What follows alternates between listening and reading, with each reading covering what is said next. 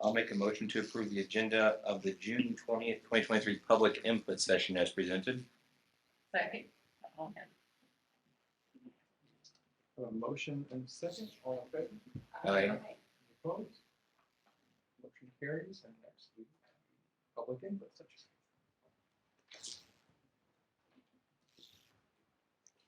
Yes. We published a community engagement plan. We've always had a policy, but with a new state law, we have to have a plan that seeks public input.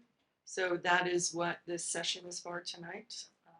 Moving forward, I believe that their plan, Dr. Taylor and Dr. McClard's plan, is to make this part of the CSIP meeting, because that is a very large group, and we'll be able to garner a lot of input that way too.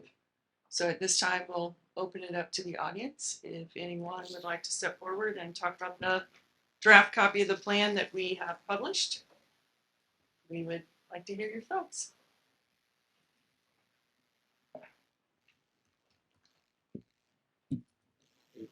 So we're going over this policy, basically policy, KC community engagement. If anybody has any feedback on that. And then also asking for any feedback on policy BDH, public participation as well.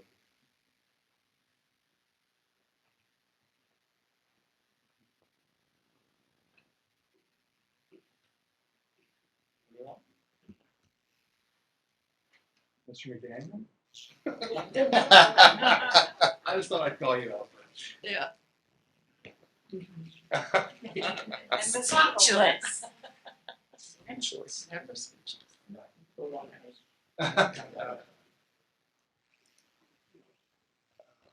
Well, if anyone's interested, the document listed in the board packet lists the types of activity broken down by whether they're informing, collaborating, involving, or consulting. There's several ways here to communicate with the board, including the meetings each month, adding agenda items. We have public hearings a few times throughout the year, CSIP committee, and then there are other committees that involve the public also. Each building is responsible for reaching out to parents, community members, to folks to come to give their input, feedback. Obviously, open houses for parents, parent teacher conferences.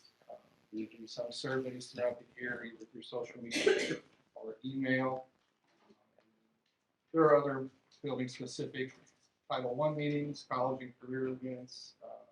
I believe in the high school we have graduate advisory, involves students. And then, of course, as far as informing district communications, we have notifications, emails, letters that go out, so the multiple pieces of information that go out to folks throughout the year. So, Dragon's Digest. Dragons Yeah. Digest. But does any board members have any comments? I think it looks good. I think it's good, like the Yeah. way it's laid out in the form that, We were already doing a lot of what was being asked, right, formalizing the process and creating that document of things that are already Right. going on, and that we do a pretty good job of. It is always important to engage the community and stakeholders and get their input as well, so. And I think, the 7 of us, I know Jim's not here tonight, but are always available on community if you have any concerns or feedback.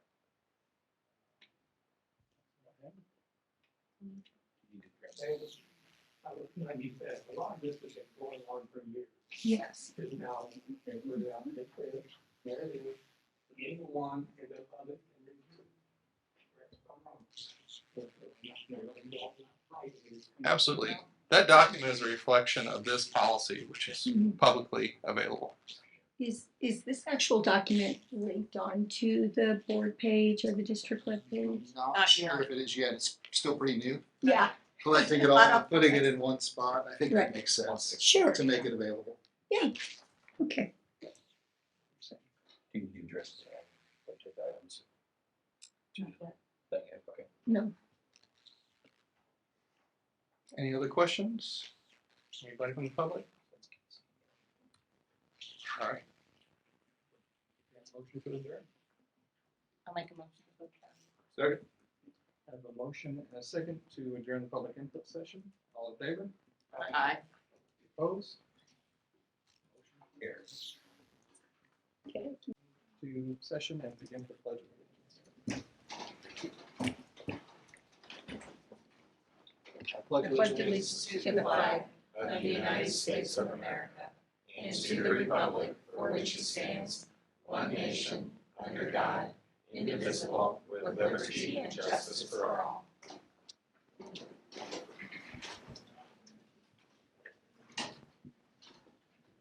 Board of Education norms are available in the board packet if you'd like to read over them. And the first item is the amendment. I will make a motion to amend the agenda of the June 20th, 2023 open session meeting to add 8E waste management services bid and move the current item 8E fiscal year 2024 budget to 8F. Second. Have a motion. Hang on. Oh, hang on before we move forward. My list of people is, oh, I see. Give me 1 second. I had to take attendance first, but it didn't carry over from the first meeting. Okay, so that was Josh and Eric. Okay, I'll catch up here in a second. Okay. So I have a motion and a second to amend the agenda. All in favor? Any opposed? Motion carries. Next, we have approval of that amended agenda. Motion to approve the amended agenda for the June 20th regular open session. Second. We have a motion and a second to approve the amended agenda. All in favor? Aye. Any opposed? Motion carries. Next, we have election of the board secretary. I will make a motion to elect Geraldine Diesel as the secretary of the St. James County R2 Board of Education. I'll second it. Are there any other nominations? Make a motion that we proceed to elect, make a motion that nominations cease and we elect by acclamation Geraldine Diesel as the secretary of the St. James County R2 Board of Education. Second. A motion and a second to elect Geraldine Diesel as secretary of St. James County R2 Board of Education. All in favor? Aye. Any opposed? Do Motion I vote carries. on that? You do. Okay. Yeah. At the speed I type, you might not want to read my Okay, No. let's see, Josh Cease, Martha second. Okay, Congratulations. thank you. You do a great job. Thank you. Next on the agenda, we have election of a board treasurer. And I know we just did this, but this is supposed to happen every year in June, so. Okay, I'll make a motion to elect Crystal Roth as the treasurer of the St. James County R2 Board of Education. Are there any other nominations? I'll make a motion that nominations cease and we elect by acclamation Crystal Roth as the treasurer of the St. James County R2 Board of Education. Second. A motion and a second to elect Crystal Roth as treasurer of the St. James County R2 Board of Education. All in favor? Aye. Any opposed? Motion carries. Congratulations. Mhm. Oh, she's not here. She's not here. Yeah. I should never had her. No, I thought I seen her. No. We don't normally elect people who aren't here. Right. She's That's special. right. She's special. All right, next we have the MSBA monthly report. Yes. We're pulled up and hopefully our sound is still working. Welcome to the June edition of the Missouri School Boards Association's Board Report. We begin with a look back at the legislative session that wrapped up last month. Education issues dominated headlines and talking points throughout this year's session. Despite some proposed legislation that could have been detrimental to school boards and public schools, there were some significant positives to come out of the session. MSBA's Director of Governmental Relations, Brant Shields, tells us several bills aimed at public schools did not cross the finish line this year. Yeah, some of the takeaways, overall public education had a fairly good legislative session. There was not a lot of bills that were necessarily damaging to public education that made it across the finish line. However, there were a lot of attempts, a lot of examples of trying to expand school voucher programs, expand charter schools. And those sorts of things, they got a lot of attention, but they didn't quite make it across the finish line. So we ended up in a pretty good position at the end of this year. You know, something that really did work out great for public education this session was the budget. And a lot of kudos go to the Senate Appropriations Chair, Senator Lincoln Huff from Springfield. You know, we fully funded the foundation formula again. Transportation is fully funded again.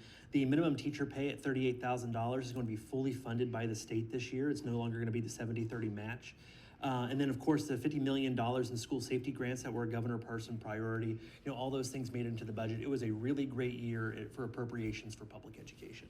Shields says that although the session is over, it's still important for school board members and administrators to stay in touch with legislators, and that many of the issues that were discussed in this session will return during the next legislative session. I don't think that these issues are going away. I think that these are part of the overall conversations happening around public education these days, and about whether or not public education should remain a public good or a private good.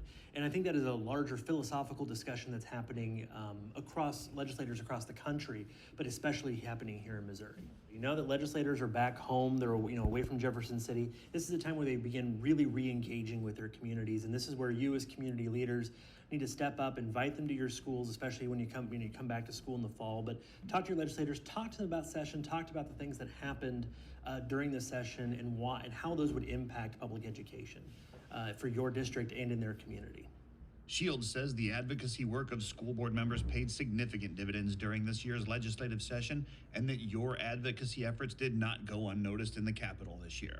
MSBA's positions on state and federal education issues are determined by the Delegate Assembly that will be meeting this coming November. If your school board has a position statement on an issue you would like to submit to the Advocacy Committee for consideration, you can do so this summer.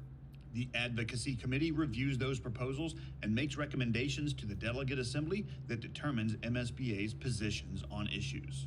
So make your plans now to attend the 2023 MSBA Annual Conference in cooperation with the Missouri Association of School Administrators and the Missouri Association of School Business Officials, to be held November 2nd through the 4th in Kansas City.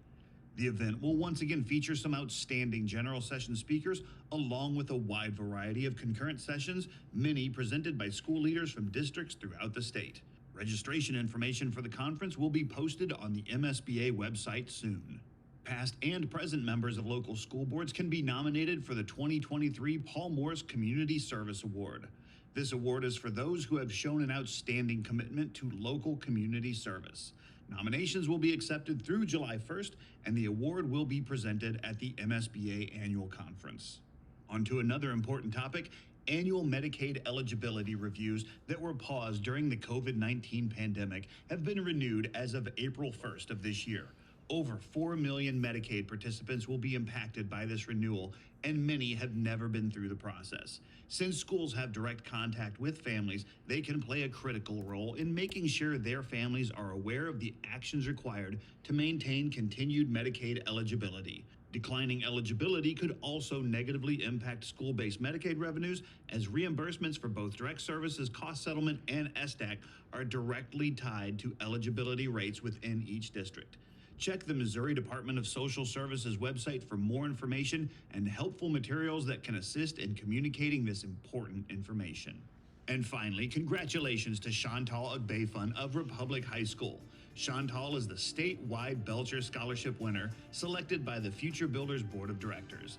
The Belcher scholarships are funded through the MSBA Future Builders Foundation, and the foundation has awarded hundreds of thousands of dollars in scholarships to over 600 students throughout the years. Congratulations to all of this year's regional winners. That's it for this month. Thanks for allowing us to have some time at your board meeting, and we'll see you in July for the next MSBA Board Report.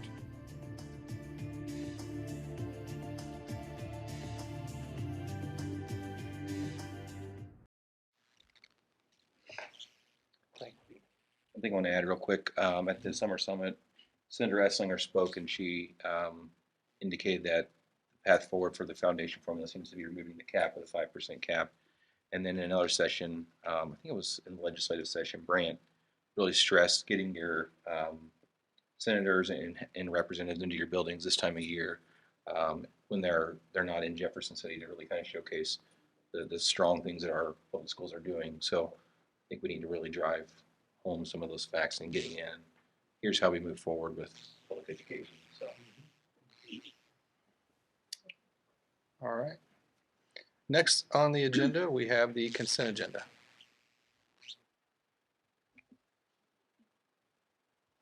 A motion to approve the consent agenda items as presented. Second. I have a motion and a second to approve the consent agenda items as presented. All in favor? Aye. Any opposed? Motion carries. Next, we have public participation. Board members and administrators will listen to concerns and will respond when appropriate by mail or telephone at a later date. In order to speak during public participation, a public comment form must be filled out and submitted to the board president prior to the beginning of the meeting.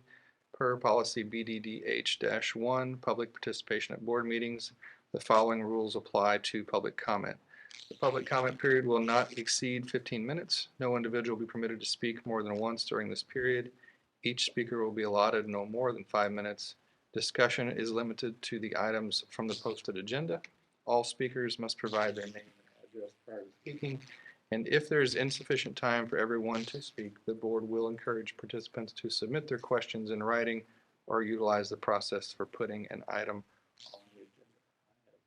No public comment. Right? Thank you.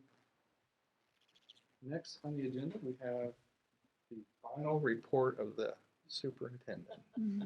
Of this superintendent. How's that? There is a note of appreciation in there from Lyle Watts, who was the Peggy J. Johnson Scholarship Award this year, so that's very nice up there. Pollard bus. Oh, I did want to point out that under consent agenda, the board is going to have a work session on Wednesday, July 12th, 5 o'clock. Last I heard it was tentative, so this is correct? Yeah. Thank you.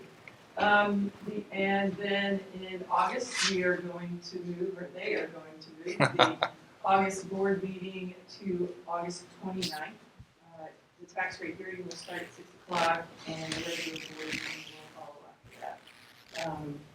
If I remember correctly, the August board meeting was supposed to be on the 15th. And there's no way for Dr. Taylor to have the tax rate complete that early in the month. You have to wait on the tax collection, the assessing, finalize the documents, and then he'll have to approve calculations and give those to the state auditor for a preliminary approval. So keeping that back later in the month has always been helpful, and we will continue that.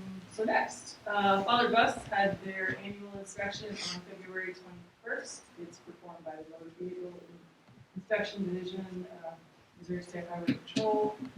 They did have 3 rejections this year in their 44 bus fleet. They had 2 rear stop arms with cracked red decals. So they had to take the decals off and put decals that were not cracked, so that corrected that problem. And then there was a slight fuel leak, so they had to address that and corrected that issue rather quickly too. So their pass rate on this inspection is 93%. Still a very solid performance for us. So as I do every year, I'd like to, in my last report here, thank James Ash, Corey Schmidt, W. Berry, Mike. You didn't know that was his real name. Right. Brad Mall and Christy Mall. They all do a great job. They're very supportive of the school. And, we really appreciate all of you, along with all of the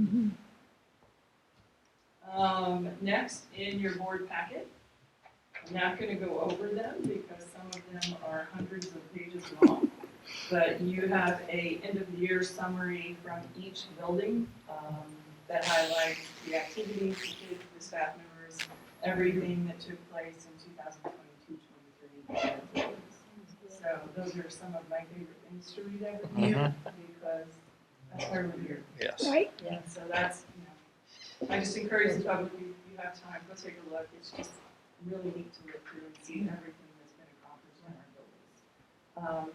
Your next principal report will be on September 19th, just as a reminder. We see it August to give them some time to breathe and get going. And there are no safety reports because school don't have anything.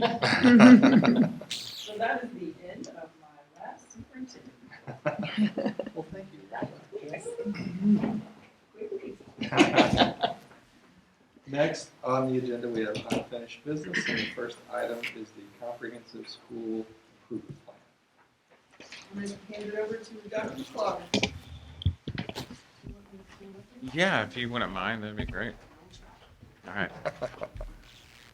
So as she's pulling that up, just a quick reminder, our goal was to look at our comprehensive school improvement plan and configure it in a way that maybe at first glance would get kind of an overview of what the district's priorities are. So currently we have a very comprehensive school improvement plan that addresses all of our needs and did very well on our M6 review. So we do have one that is in place and meets all the needs of the district, but our goal is to look in the future and develop priorities for the next 5 or so years.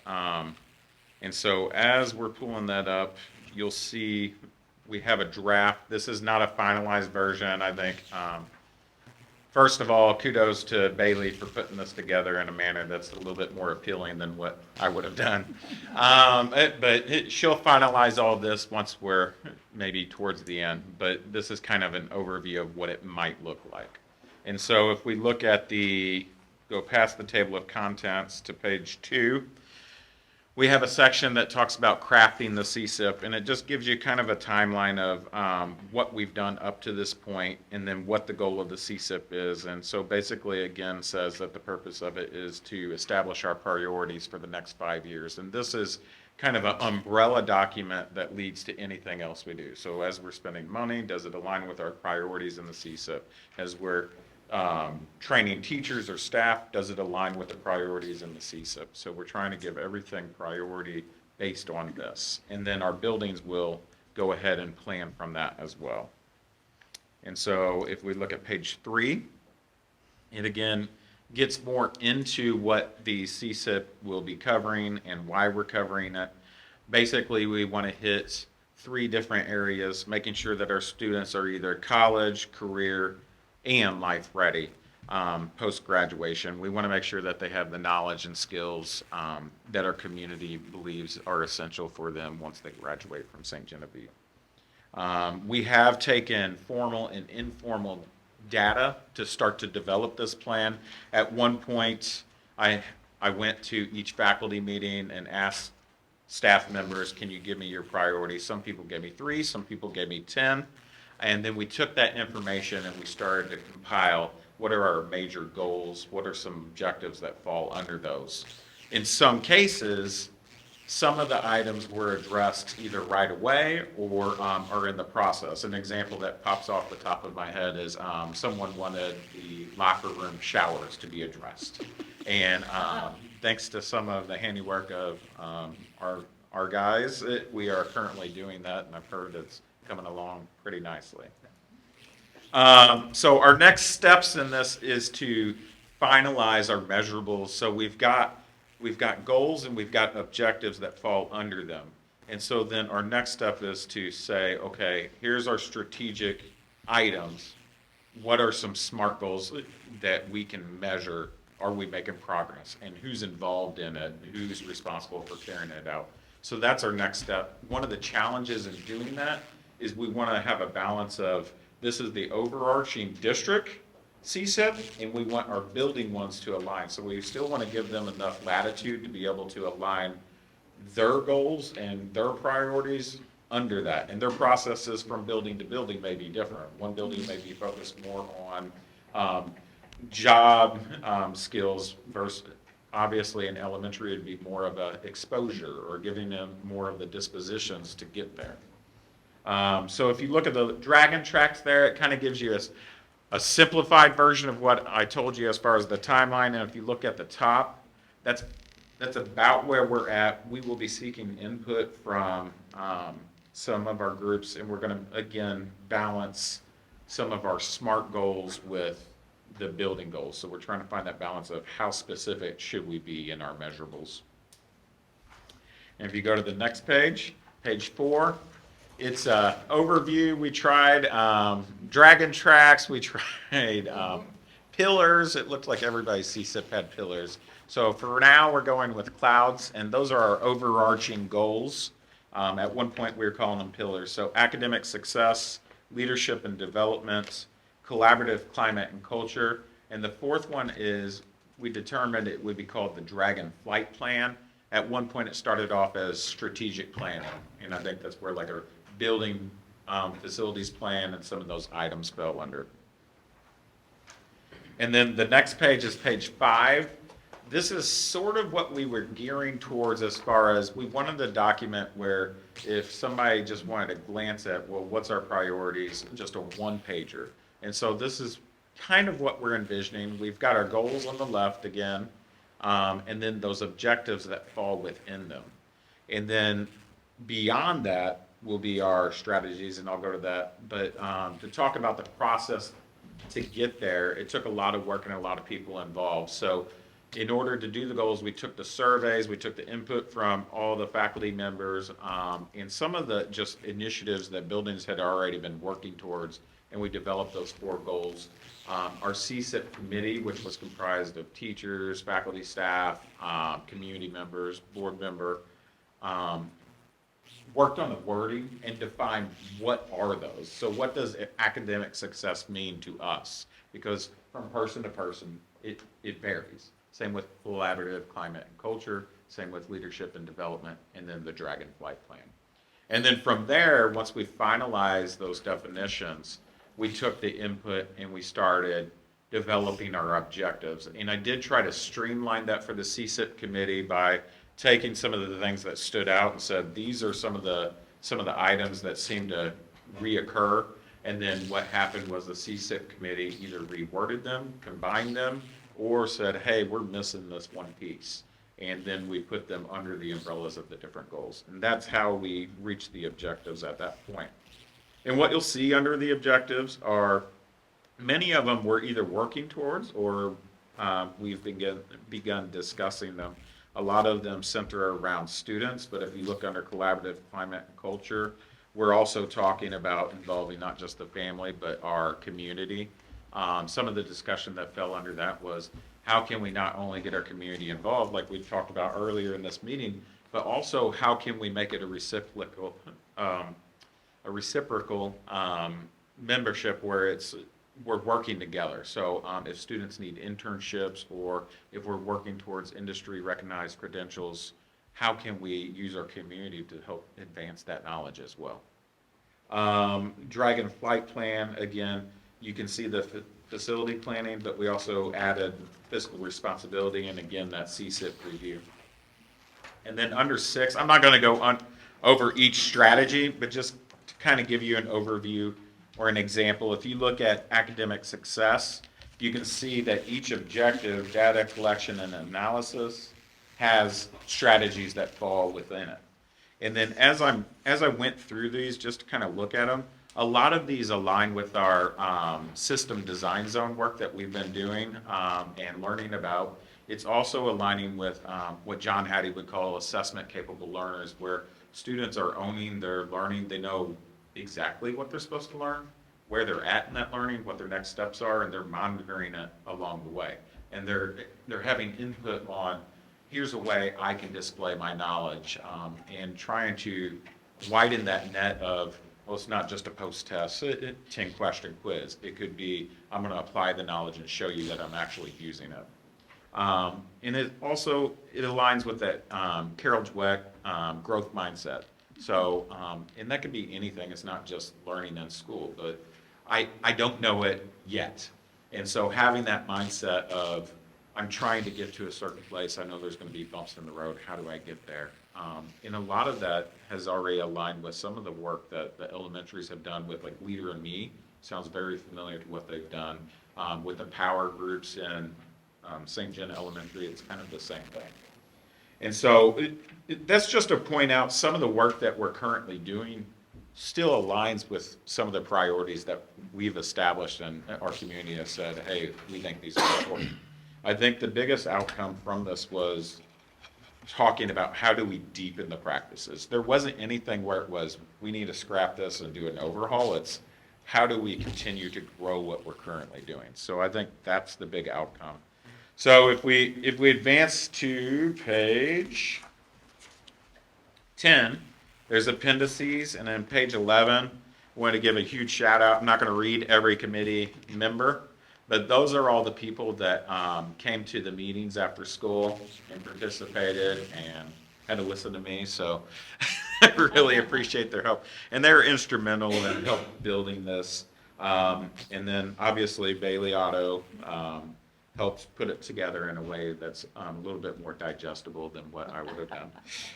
And then we're, again, not finished with this. Our next step is probably going to be adding appendices for like vocabulary. We talked about, well, do people know what competency-based learning means, or growth mindset? And so trying to get away from that jargon and maybe even asking people that aren't connected to education, like, do you know what this means? And if not, let's make it a sheet for people so we can make sure everybody understands it. And then finally, that other piece is sending this back to the committee and saying, are we okay with it so far? And here's our next steps. And then developing actual specific goals that go along with the strategies. And they may reflect being just the strategies. Like one of them is align curriculum horizontally and vertically. So it may be just as simple as align vertically and horizontally, and here's our curriculum timeline of when we do that. So, do you have any questions? I know you have more to add, but compared to what we did have, which was a lot of data, which was good. Yeah. But this is definitely more user friendly. It's readable. Yeah. Yes. It looks Yeah. good. And I don't just mean the format, which is wonderful also. Yeah. No, I do kind of like the data though. Sometimes will that be embedded as it comes out each year? Yeah, we talked it about both like, ways. would that be like an appendice for like the Oh, people yeah. that want to look at it, but for, just somebody picking it up and saying, well, what is this? We Right. have just that front page and maybe even go into 11 pages, but then if you want to get into that, part of it is having a review cycle of where are we at. And some of these items are going to be, we have to do these 4 items before we can get to this 5th item. So that 5th item may be in 2028 before we start addressing it, because you can't give PD on everything all at once. We know how that works. I think a lot of our issue with our CSIP was we contained so much data, Yeah. and it was building level data. So we tried to take a step back with the district level CSIP and have that umbrella over the top of it and transition some of those specific data pieces to the buildings. So that high school's looking at high school map, ESC data, middle school's looking at map, elementary looking at map, and the other Right. So it seemed to make, we were trying to move it all into that one document that made it large and really. Right, and if you knew what the data if you know what the data means, it's fun to read and look at. But if you don't really know what it means, it can be a little like, what is this? But I have to admit, I like how user-friendly it is, but I'm like, ooh, I want to see those numbers. Yeah. You know? That building, so building, it's kind of the chicken or the egg we were talking about earlier in the week. Do we build the district first, or because we need some of those building pieces Right. to know what we need to do with the district? Yeah. So we're kind of going back and forth. And the way data is collected has really changed, so I think this will be Yeah. a nice fit.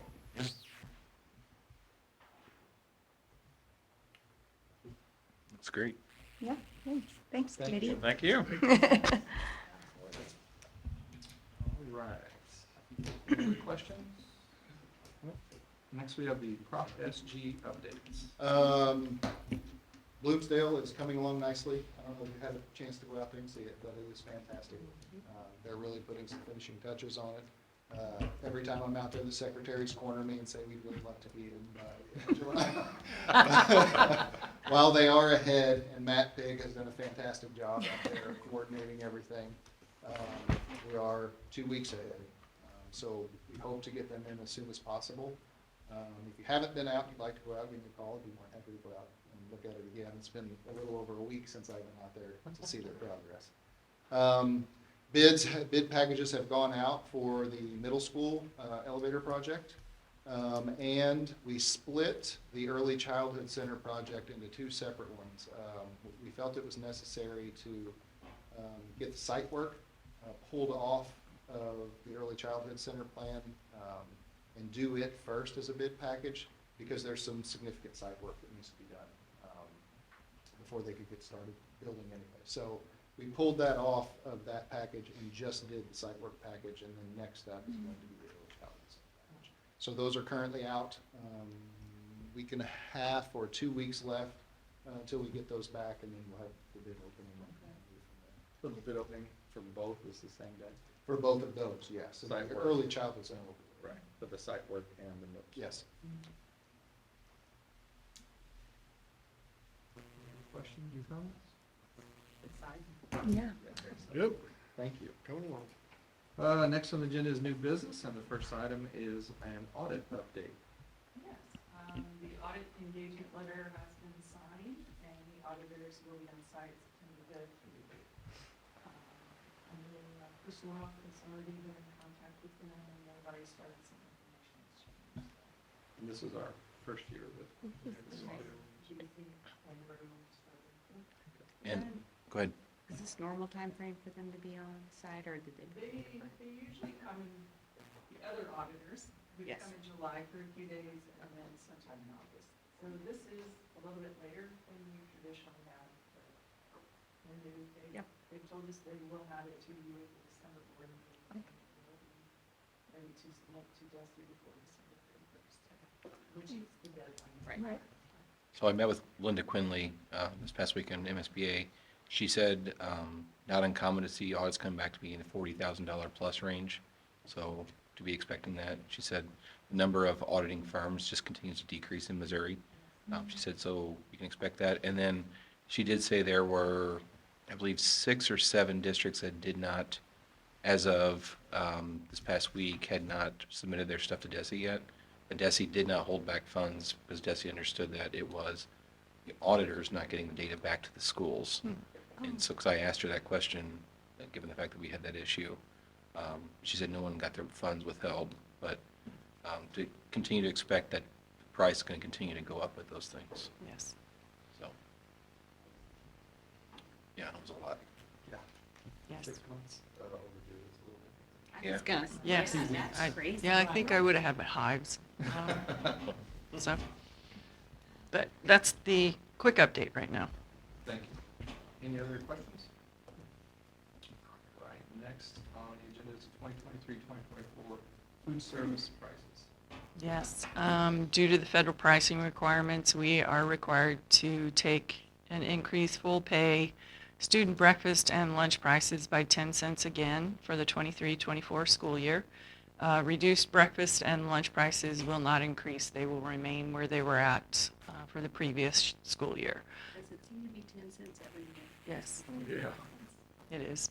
I'm reading the formula right. And Lori told me there's 2 ways to calculate it. The first step says if we were where we need to be, it should be 3.39. Correct. But we can only go up 10 cents, which is fine with me. Correct.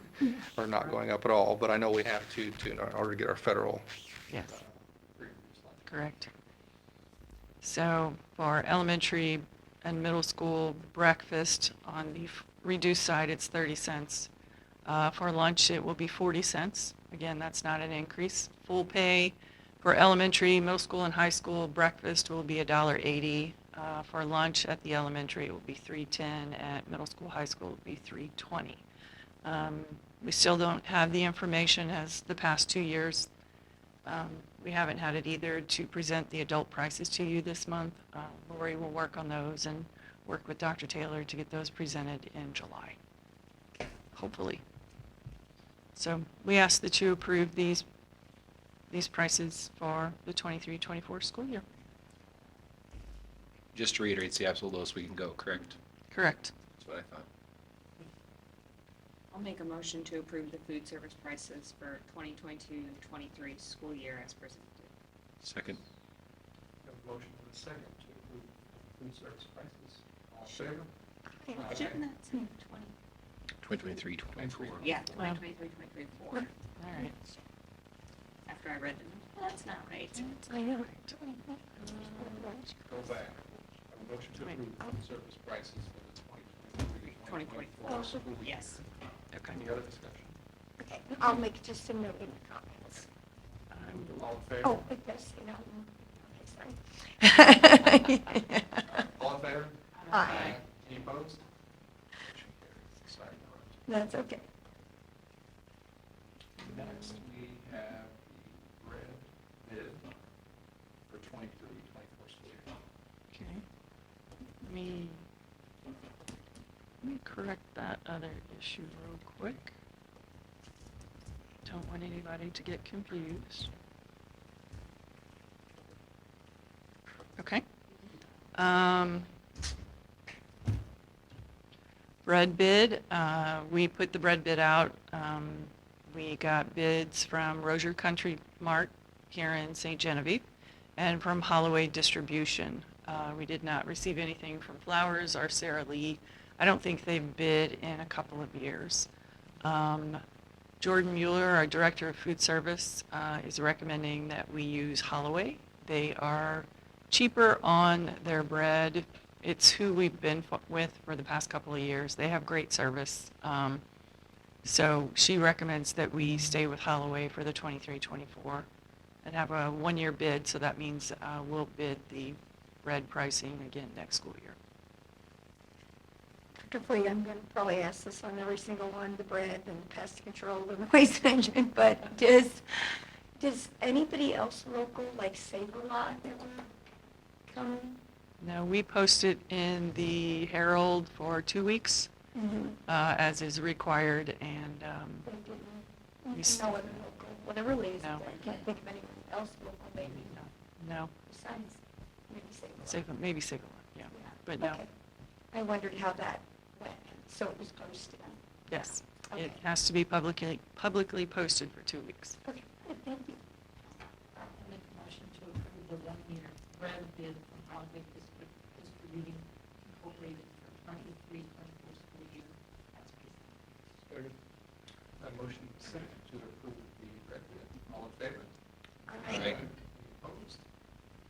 Motion carries. Next, we have the pest control service. Yes. Again, we published the bid and put it out. We received information from the Bug Guy, Cameraman's, and Orkin, Pest and Termite. Prior to the 22-23 school year, we were with Cameraman's for a long time. Last year, we gave the Bug Guy a one-year contract because his prices were so significantly lower. I talked to Davey Carl, our Director of Maintenance and Grounds, and he says the Bug Guy Pest Services does a great job. Jordan Mueller even has said in our kitchens they're seeing less bugs, which is a great thing. That's a good thing. There's bugs in the Yeah, no bugs in the kitchen. So Davey's recommendation is that we sign a 3-year contract with the Bug Guy at these prices. That's significantly cheaper, Yes, it is. especially for 3 years, too. And we actually added this year, Outdoor spray around the entire, all of our campuses, all of our buildings. I think that is something I know from what we've seen. We have to have that. Is it just like one person, or is this more like a company like Hammerman? It's the bug guy. It's the Bug Guy. And I will point out, I added it, but I guess I have to see this presentation again. Cameraman's did do an annual outdoor campsite service, and I think it was $1,395. so. It's on the presentation, but it just needs to update. Motion to approve the 3-year pest control service fee from Lake County Pest Services LLC as presented. Second. Have a motion and a second to approve the pest control service bid. All in favor? Aye. Any opposed? Motion carries. Next, we have the waste management. Yes, so we put the bid out for waste management, and the only response we got was from Republic Services, which was a surprise. And we thought about reposting and putting it out again, but to do that would negate this bid from them. And we currently have Republic, and this bid and these numbers are pretty close to what we're currently paying. On our previous contract with Republic, I think we did a 3-year, but the annual increases were only 2%. And their proposal this time is a 7% annual increase. So we are recommending that you go with Republic Services for 1 year and put this bid back out next year. I know we have several other services in our community now, so they'll be a little bit more aggressive about making sure it gets in all of their hands. Okay, I'll make a motion to approve the 1-year waste management bid from Republic Services for the 2023-24 school year as presented. I'll second. Motion second to approve waste management contract for bid. Sorry, all in favor? Aye. Any opposed? Motion carries. Next, we have fiscal year 2024. Yes, we do. Keyboard, there we go. All right, so all of you should have a paper copy of the book. I don't know. Oh. It'll be all right. That's better than your computer. There, that's right. That happened to me. Thanks, Dr. McClure. I forgot that was there. Okay. So the budget book, I'm going to start on page 7. I'm just going to walk you through the book. Page 7 is the budget letter that Dr. Taylor and I presented. It's a summary of the budget and the funds that we're going to spend down. So I'm going to talk in more depth. So I'm not going to go over this letter line for line. If you go to page 9, adjustments and additions. With this budget, you will approve the increases to costs for utilities, employees' insurance, and employees' benefits. We're going to add a full-time behavior instructional coach for district employees and children to use. We added we titled it something else, behavior interventionalist, earlier this year when we hired Jessie Bloom. Yes. But she is for special education, so she works with SPED students and is paid with SPED money. So this position is going to be paid with local money and will be available to all teachers and all students. You are adding a PM route to the Perryville Area Career and Technology Center. We currently have 54 students between St. John and Valley signed up to go down and take courses down there, so we had to add another bus. We were bursting for next year. We were bursting at the seams this year, so it's the right thing to do is to add another bus. You're going to continue to support career technology education enhancement grants, which we typically do every year. This year, vocational agriculture and the business program at the high school have both written grants to seek new equipment. Continue security upgrades, our one-to-one program, our STARS program, and our current school resource officer. Potentially add a full-time school resource officer to teach DARE to all 5th grade students at Bloomsdale and St. John. I believe they're currently working on that curriculum. It's done. It's finished? Great. So on our certified salary, adding $500 to the base to increase our beginning teacher salary to $42,500, allow normal steps on the salary schedule, and steps and lanes, all benefits, continue their board-paid health, dental, vision, and the life insurance policy that the district carries on all employees. For support staff, adding 75 cents per hour to step 0. So that increase will push down through the entire salary schedule for each employee.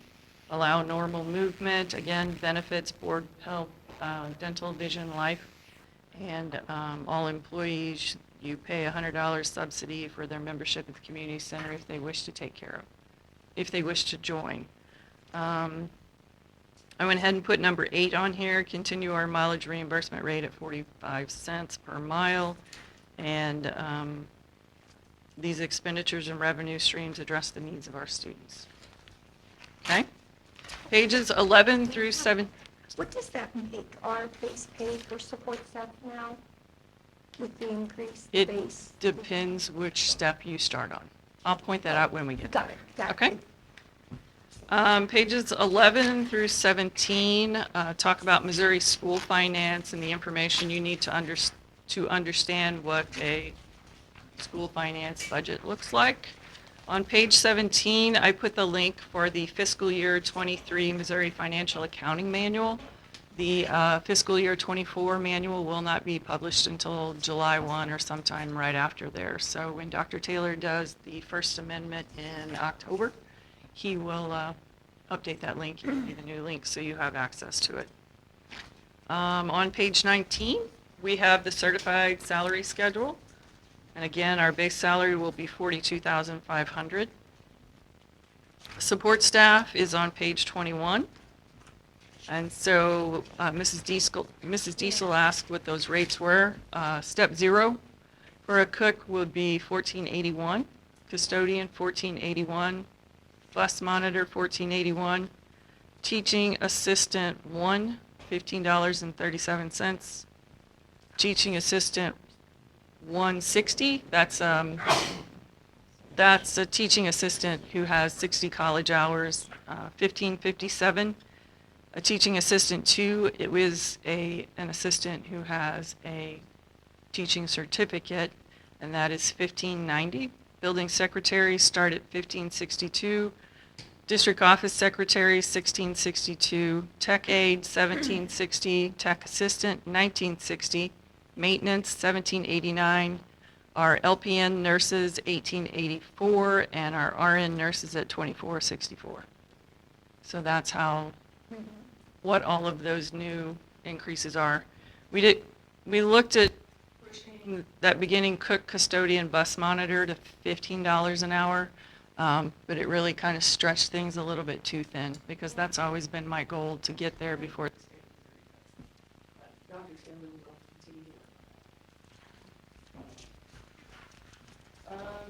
Page 23 has our extra duty salary schedule. So this is the percentage of the certified base salary that we pay our coaches, our athletic trainer, our class sponsors, school plays, band sponsors. So see all of that through there.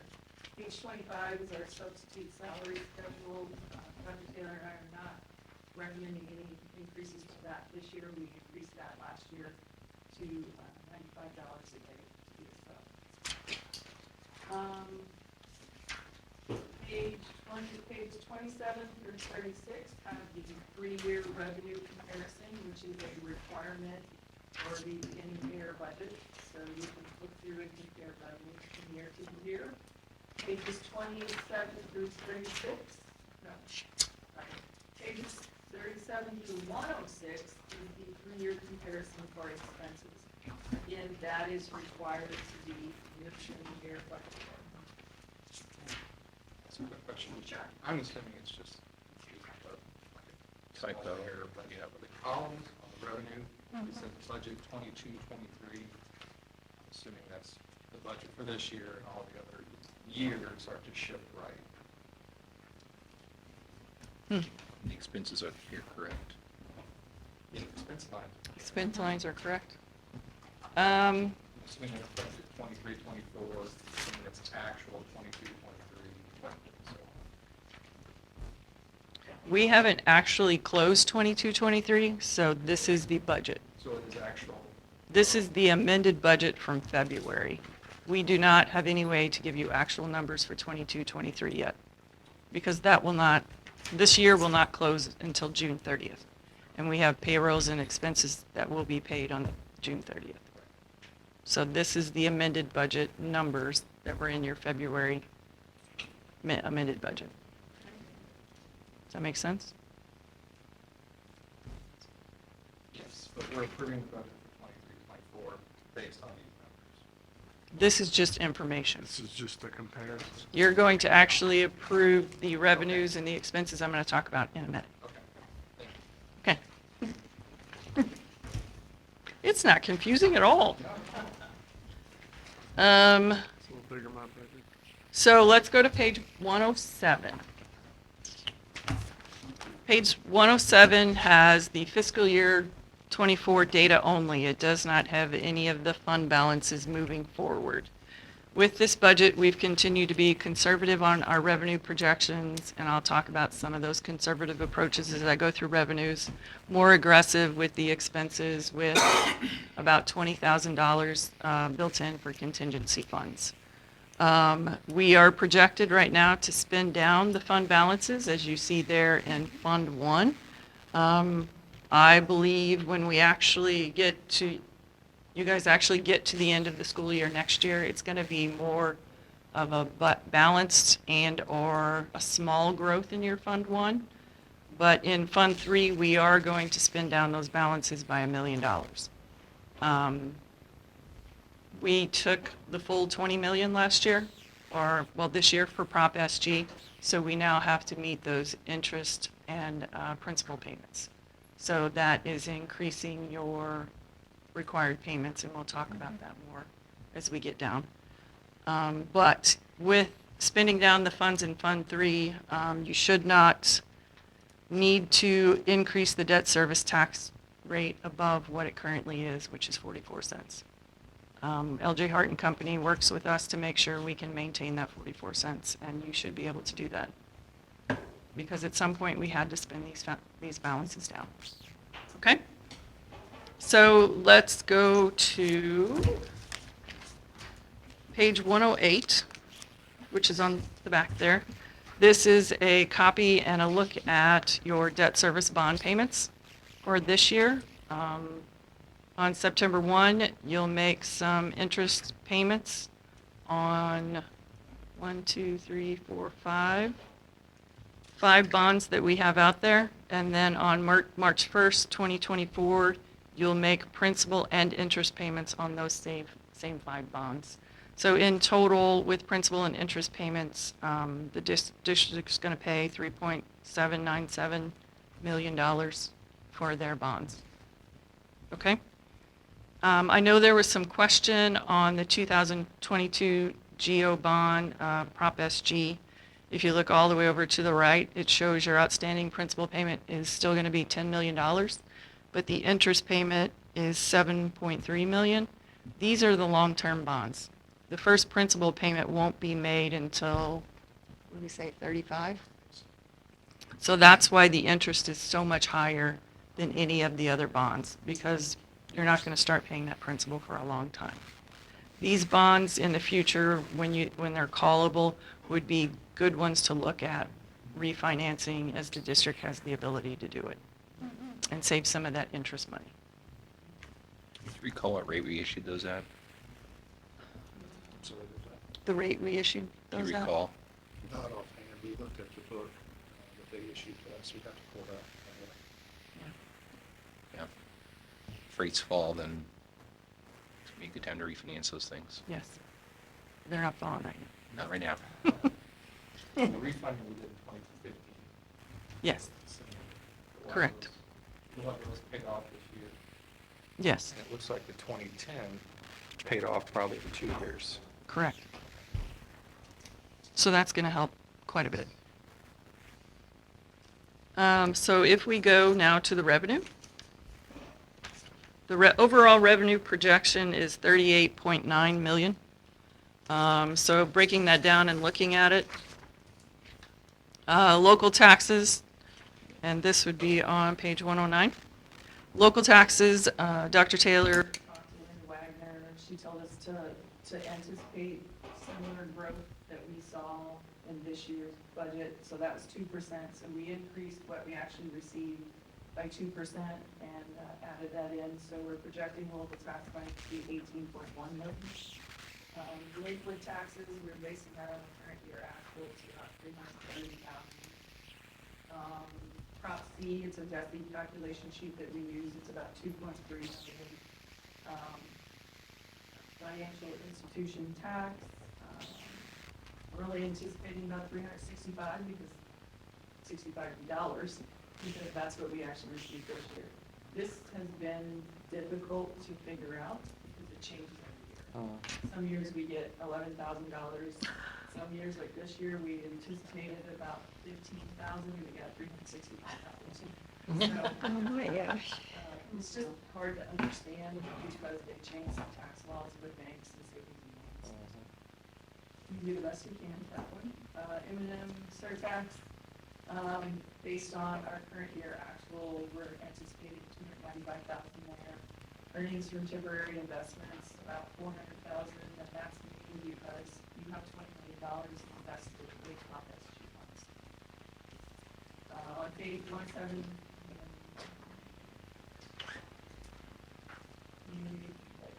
we're going to skip through all the student activity accounts. We took there quite a few there. State assessed railroad and utilities, based on the current year, we're projecting 1.15 million. State monies from the DESI calculation sheet, so from the state, we're projecting 2.3 million.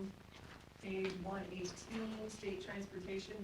We are being very conservative with this, as we were this fiscal year.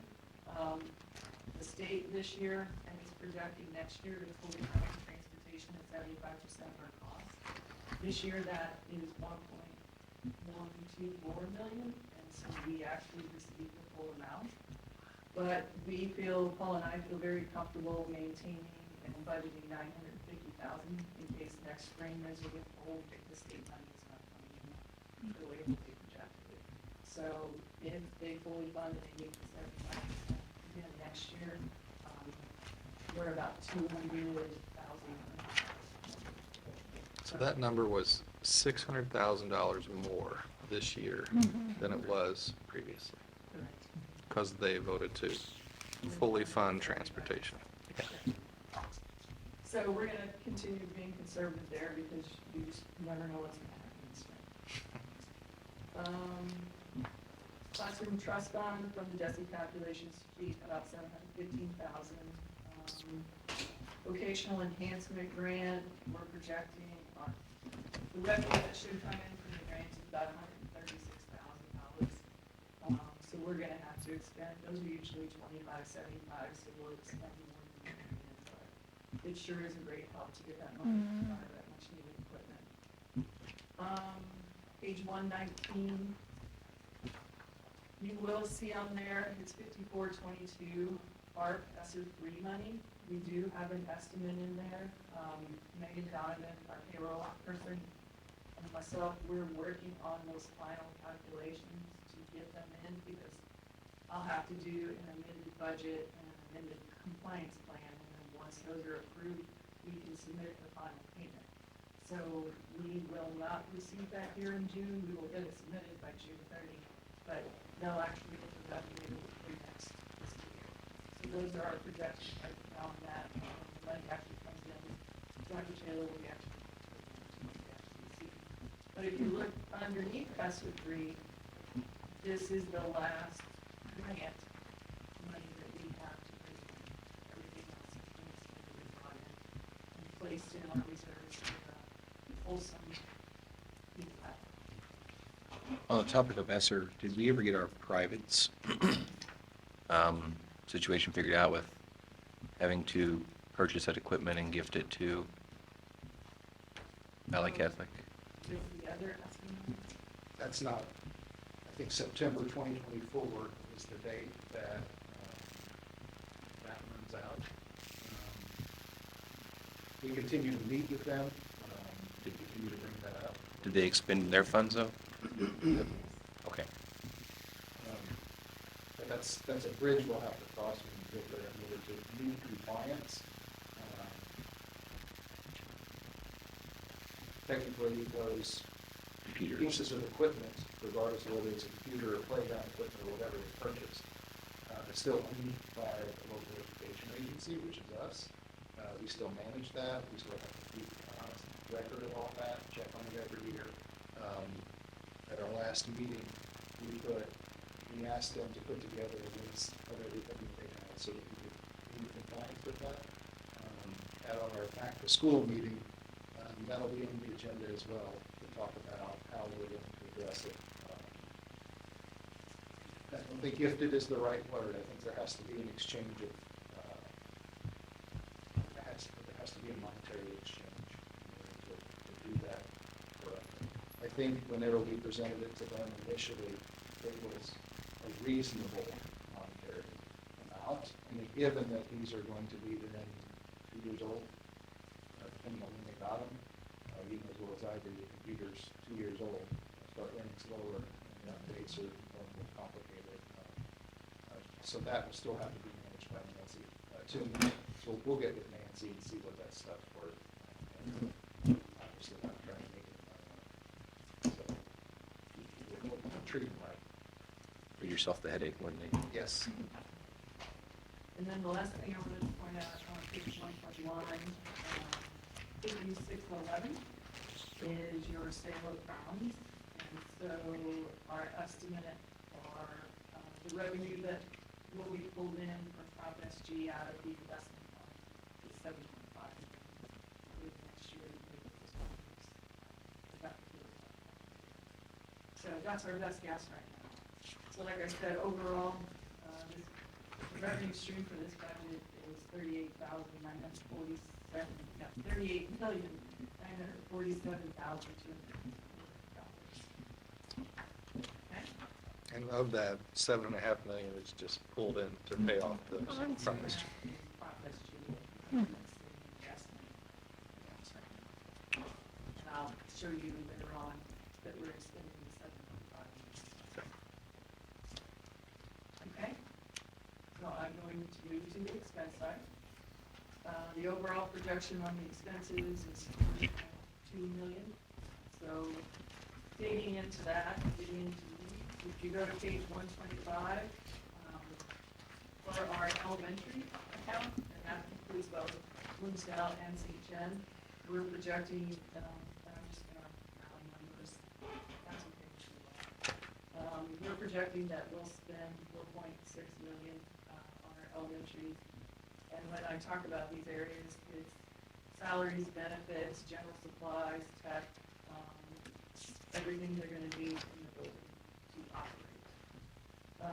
Middle school on page 126, we're projecting $2 million to be expended for middle school.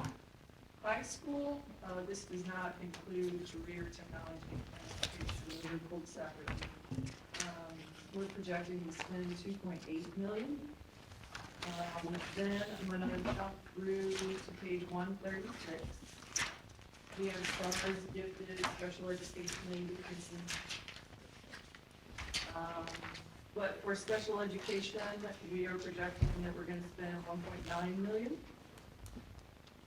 I'm going to jump through to page 140 to early childhood special education. We're projecting to spend $331,000 there. Right underneath that, you see VOAG education. On page 141, our projection is to spend $283,738. That amount does include CTE enhancement grant expenses. Same thing with business education right underneath it. We're projecting to spend $239,940, and they also have CTE enhancement grant expenses in there. Fax and automotive are not applying for grants this year, so their expenses are a little bit lower than we compare them to this year. So are those CTE grants, you're seeing the expenses, the revenue offset the whole thing? No, it's 75, 25, or they also adjust it depending on how many requests they have. Okay. So they reimburse it 75%. You have to use it in So is this 73,000 25%, or is it the entire? here. This is the entire expense. Okay. You have to account for the entire expense. Okay, so if it's 100,000, we may see 75,000 revenue somewhere. We may. I believe. Okay. Last year they changed it. Or maybe 64 a year, Yeah, I was gonna say last year. 50, or Just depends, okay.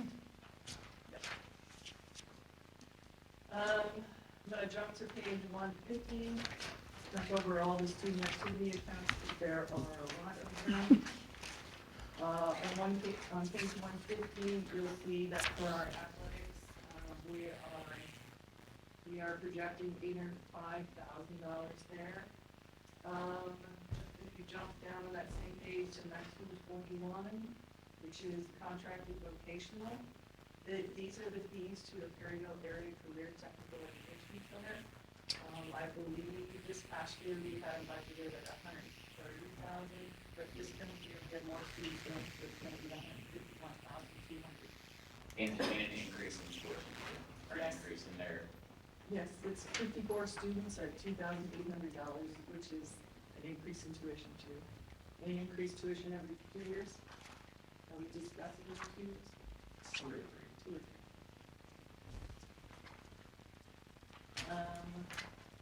I'm gonna jump to page 169. So we're going over counseling and mental services. Here we have our staff training account, so basically professional development.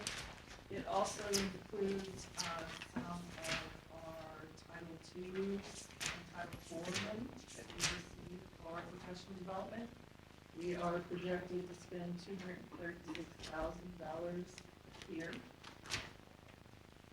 That includes conferences, travel expenses, memberships, fees for programming, instructional program improvements, so programs we bring in and are doing our building. Like a couple of years ago, we did Leader in Need, those are the expense for Leader in Need, I came out of this account.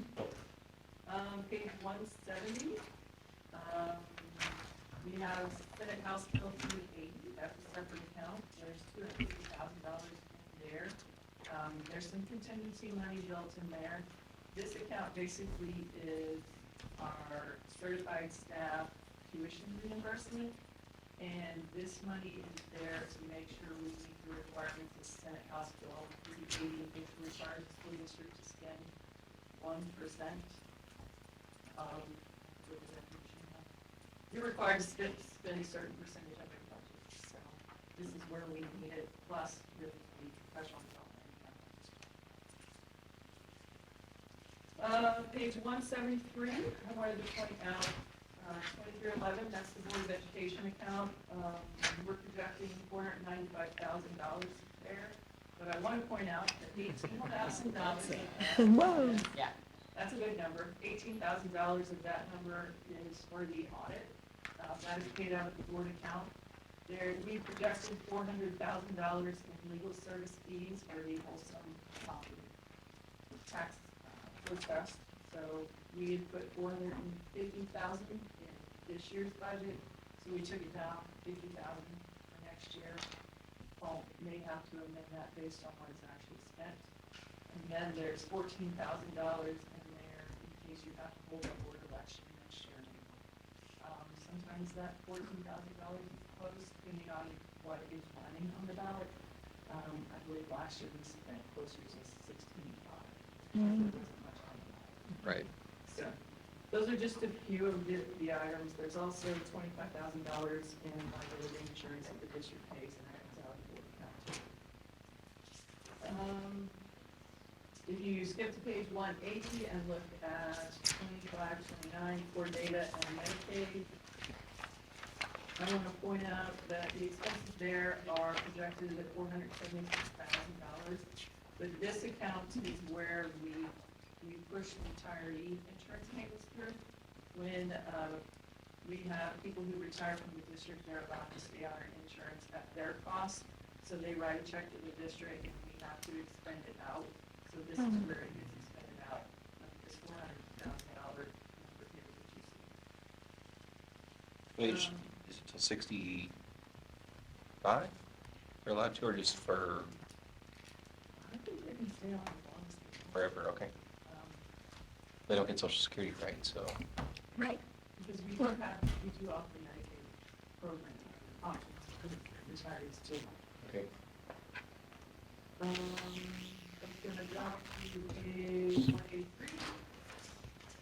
Contracted pupil transportation. First item there is 1.5 million, so that is for all of our regular routes, and it is a bigger increase than normal because we're adding that second PM route. So So that is why you see a little bit larger jump there. I'm gonna go to page 186. Can you take a step back first with the SRO? Yes, It said proposed potential second SRO. Is that in this? no, not yet. It's not. It's not at all, or just not in this SRO piece? It is not in this budget. Okay. All right, sorry, go ahead. Page 186. 2664, it's called Operation Services, and it's $80,000 there. But what this money is for, we have a contract with Monroe Area Office Supply for our copiers, maintenance, the maintenance and just the general upkeep. So that usually comes in between 20 and 25,000. So the rest of the money sitting there is we have all of our copiers in rotation. And we try to rotate them to different locations when we get about 2 million copies, buying a new copier. It's quite an undertaking, but, so that is what that money sits there for. And then if you look at page 190, there's a lot on this page. If you look at 4031, there's architectural, engineering, legal services. We are projecting that to be about $750,000. So that is for the Prop SG projects, and that is coming out of the 7.5 million in revenue that we're projecting. And then right under that, we have facility acquisition, construction, and improvements. There is $6.75 million there. So you add those two numbers together, and then there's 7.5 million for Prop SG. Underneath that, we have 5111, which is our debt service principal payment, 2.6 million. Jump down to 5211, your debt service interest payment is 1.1 million. And jump down to 5311, that's your debt service fees that you pay on your bonds, and that's $1,000. So again, the overall expenses are $40,182,023.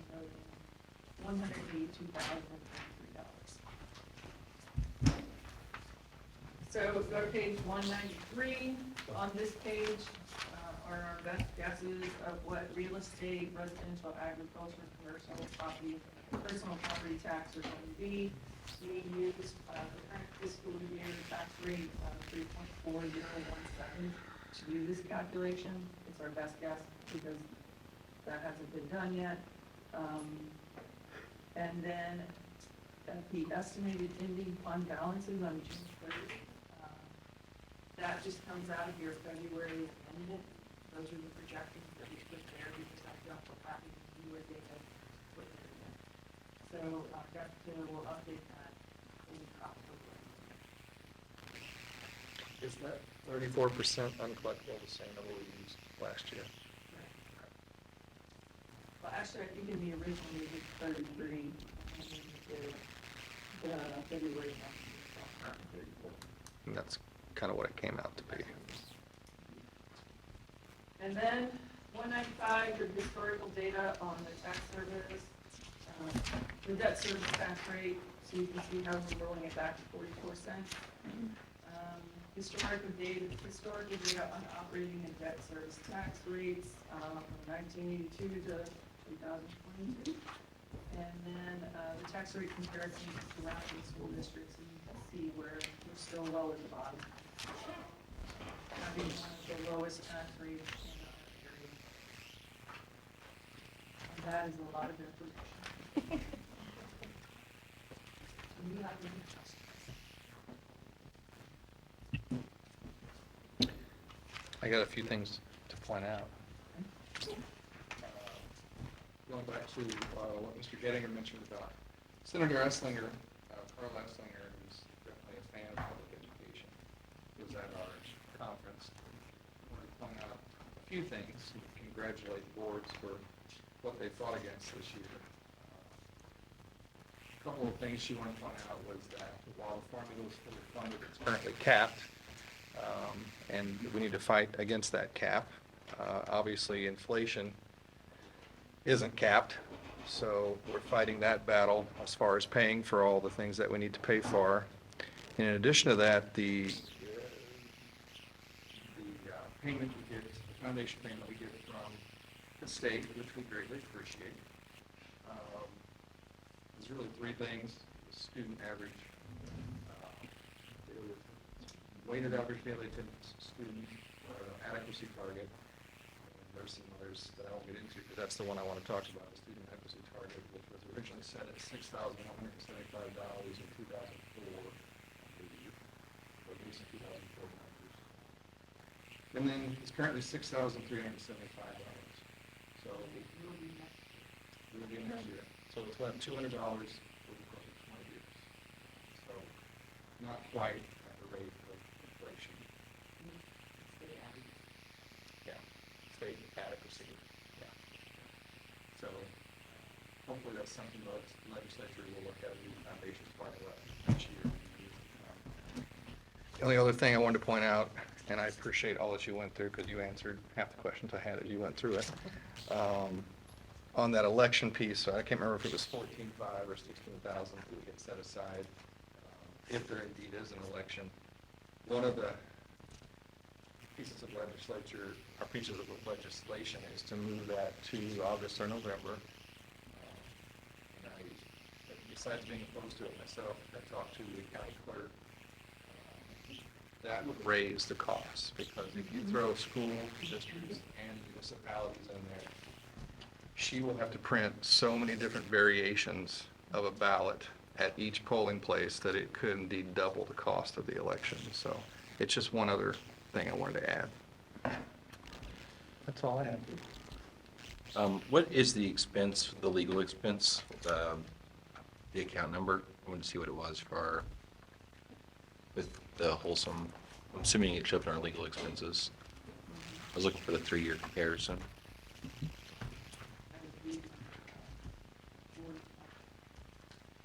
It's under board.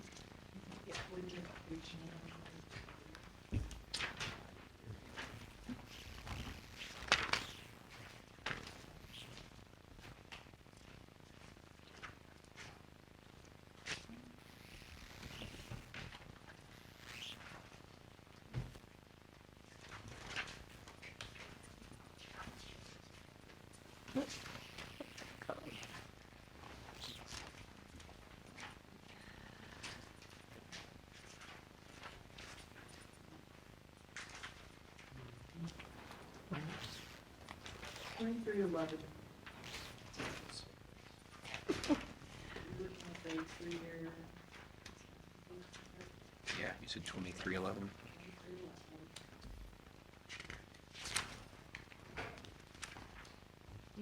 Maybe?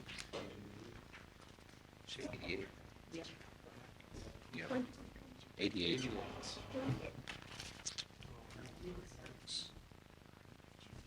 That one, that was just all our legal services. Correct. Yes. Depending on what's going on. Right. It could be anywhere from 5 to Okay, my recollection was with the legal portion was closer to 700,000. Is that the entire county, maybe? Maybe I just had the wrong number. we were told years ago, not it would go all the way through three, not just our portion, in total 3.5. Okay. Is there a hearing set for next fall? February? January, or But- February. So February 24th. So like we have to mention. Yeah. But that expense went from 63,000 3 years ago, to $238,000 so far this year. And we haven't been to court. We haven't been before the state tax commission yet. Nope. Okay.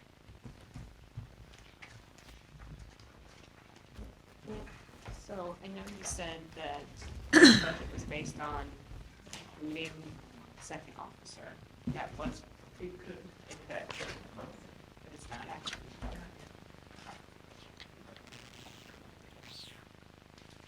Can you define yet for me? Yeah, that's what I was saying. You would have to decide what you want to do it, create the position. You would have to, whoever you interview and hire, which you would. I'm gonna follow that same SRO expense that we have here. you would follow that same plan. So basically, to get to know. Would be my best. And that's what so. You want to be a person to donate funds, pay for an SRO? Yes, but you do. We're I know there's some grants out Super. there. And it's, and some of those grants we haven't awarded. But we hear that some of them are coming back around. With new money, so they will be trying. I was talking with Dr. Taylor, one of the items that came up was another, I'm gonna mess this number up, 50 million in safety grants have come available. In the States. And we missed the first grant by 1 point. So we were in the running. I think their goal was to get school districts in lower socioeconomic status schools, those funds first, and then hopefully with this next round, we'll qualify. Christy Clark did a great job putting that grant proposal together, and talking to everybody about what we need to include in it. So the work's already been done. I'm not sure if we'll have to resubmit or if they're just going to use the applications that were presented on the initial grant. That tells me we're gonna have to resubmit. But I think, fingers crossed, we'll be in a good spot. Is that first grant you're talking about part of the 50 million? Because he signed the budget? No. The budget's not been signed yet, so. But that was one of his priorities. Yes, for sure, yep. So when the time comes, the motion this evening is to approve those things that are listed. Because that was my confusion, I guess, with going through that column. Okay. Then Taylor will come back to us with a full budget approval. With an extra addition. Yes. Do an amendment. Yeah, by law, you have to have one by June 30th, correct? Yes. I think it's what Linda said this past week. So I think. Mhm.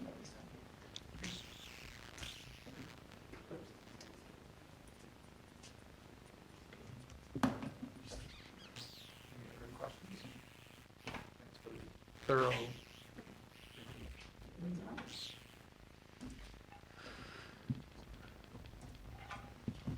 With that, I'll make a motion. Okay, here I already did, sorry. It's a long one. A motion to approve the following budget for the 2023-24 school year, adopting new budget for the 2023 school year, increase hourly pay by 75 cents and allow regular step movements on the support staff schedule, increase the base teacher salary $500, allow for step and lane movements, and allow additional degree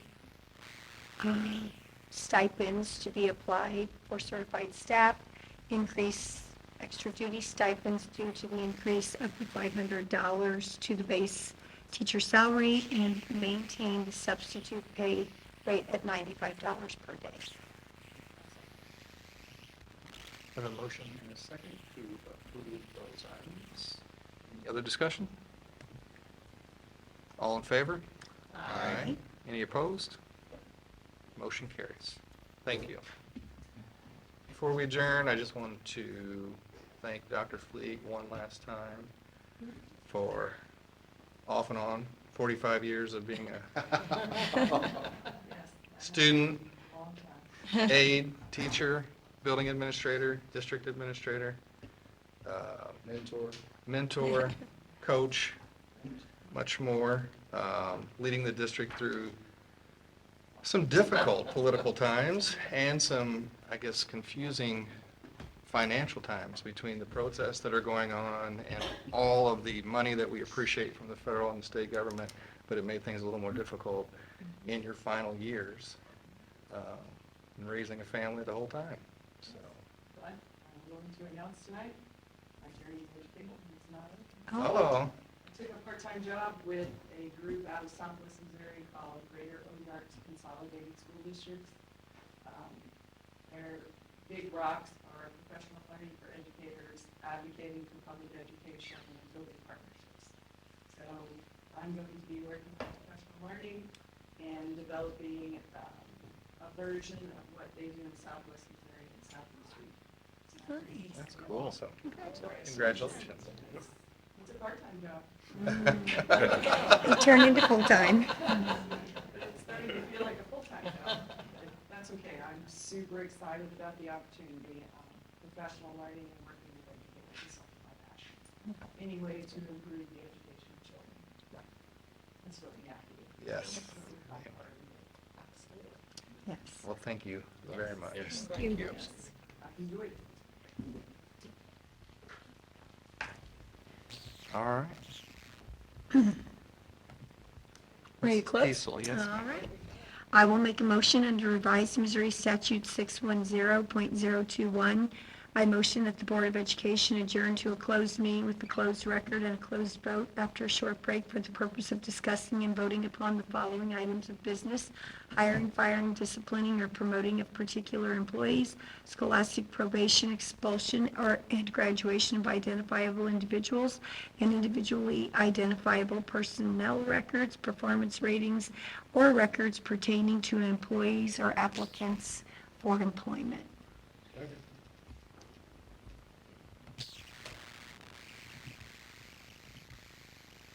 Okay, do a roll call vote. Jamie Ballou, Yes. Eric Bosler, Yes. David Bova, Yes. Geraldine Diesel, yes. Josh Gettinger, Yes. Martha Reesinger. Yes. All right. 6-0. Motion carries. Motion carries. 7:34. Thank you all. Thank you